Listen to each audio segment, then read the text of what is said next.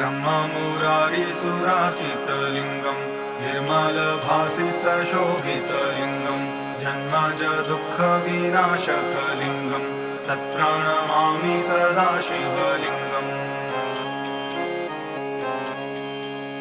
देवमुनिप्रवराचितलिङ्गम् कामदहमकरुणाकरलिङ्गम् रावणदर्पविनाशनलिङ्गम् तत्प्रणमामि सदा शिवलिङ्गम्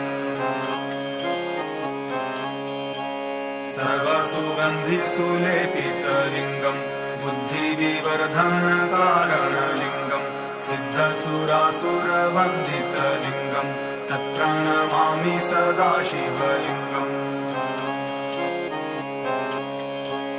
कनकमहामणिभूषितलिङ्गम् फणिपतिवेष्टितशोभितलिङ्गम् रक्षसुयज्ञविनाशनलिङ्गम् तत्प्रणमामि सदा शिवलिङ्गम्